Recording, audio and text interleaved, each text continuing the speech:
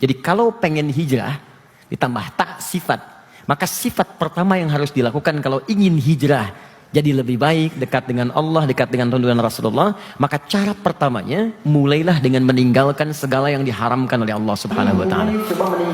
Makanya seringkali Nabi membimbing umatnya itu di bulan Al-Muharram itu untuk berlatih meninggalkan kebiasaan yang dilarang.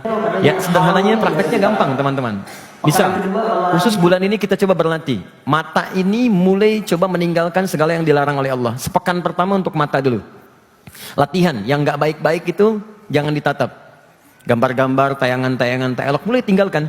Nanti kalau yang nggak baiknya ini sudah ditepikan, maka mata kita akan terbiasa melihat yang baik-baik. Jadi kalau seorang suami terbiasa melihat yang baik, yang tak baik itu akan ditinggalkan. Yang haram itu akan jauh, karena yang halal itu yang biasa ditatap.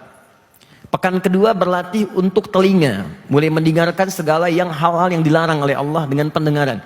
Gibah, gosip, celaan, macam-macam yang terdengar buruk tinggalkan. 2 pekan berikutnya agak lebih panjang, lisan, mulai meninggalkan yang buruk-buruk. Itu kalau kita bisa begini, itu Masya Allah, setidaknya bulan ini selesai, kita akan bertransformasi di pribadi yang lebih mulia dari sebelumnya.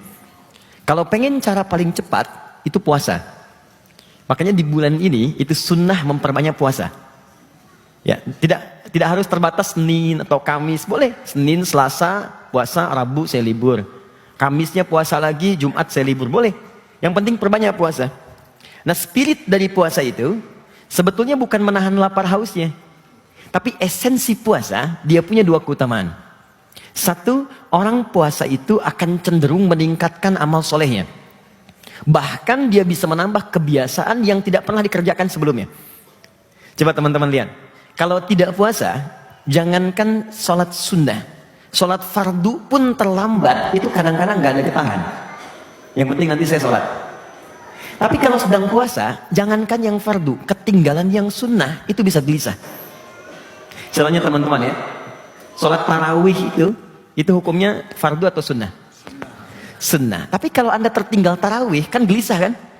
Bahkan saking gak ingin ketinggalannya, ibu-ibu bisa naruh sejadah saat maghrib tuh, depan pertama di masjid. Bukan karena takut ketinggalan isya, takut ketinggalan tarawih. Karena puasa. Ada orang minta di depan mata, tak puasa, belum tentu kita beri. Tapi saat Anda puasa, tak perlu diminta, Anda akan mencatat berapa yatimnya, berapa fakirnya. Di orang puasa cenderung banyak meningkatkan kebaikan. Nabi meminta kita puasa di bulan ini, supaya spirit kebaikan kita itu bisa terdorong kuat dan kebaikannya tambah banyak. Jadi kalau ada orang Islam di bulan Muharram, tak lebih baik dari sebelumnya, di Al-Muharram ini, maka dia mesti berlatih untuk meningkatkan kebaikan. Yang kedua, orang puasa itu cenderung bisa menekan keburukan.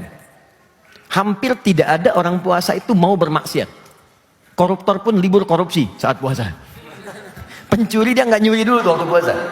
Bahkan seorang pemarah pun banyak tak terkontrol emosi, itu saat puasa bisa nggak marah. Waktu maghrib jam 6 sore, jam 6 kurang seperempat, dia dicela habis oleh tetangganya. Kamu begini. Dia diam aja nggak marah. Temannya bingung, kamu kan pemarah, kenapa nggak marah? Ntar habis maghrib. Tunggu buka. Ya, jadi teman-teman sekalian, pertama syukur kita ada di bulan ini. Mudah-mudahan Allah muliakan kita semua dan insya Allah jadi lebih baik daripada sebelum-sebelumnya. Ditolong yang di keluarga pulang ke rumah evaluasi dengan istri, gitu kan? Tanya-tanya apa saya yang kurang, apa yang harus diperbaiki. Yuk kita jalani rumah tangga yang baik. Dengan orang tua, jangan-jangan nanti taklimnya rajin tapi dengan orang tua bermasalah. Datang cerita kebaikan, tunjukkan yang baik-baik. Insya Allah kalau dikerjakan, Allah kasih jaminan dalam Al-Quran akan diberikan kemuliaan yang terbaik. Tadi saya dengar informasi, insya Allah ada saudara kita, sahabat kita yang akan bersyahadat. Alhamdulillah, kita juga mendoakan kepada teman-teman yang lain, semoga Allah muliakan untuk bersyahadat dan bisa bersama kita dunia dan akhirat sampai kita kembali kepada Allah Subhanahu wa taala.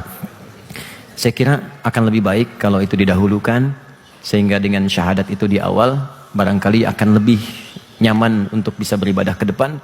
Dan yang paling penting untuk diketahui, kita ini kan berlomba dengan kematian. Saya khawatir kita menunda beberapa detik, tapi kematian bisa datang lebih cepat dari apa yang kemudian kita duga.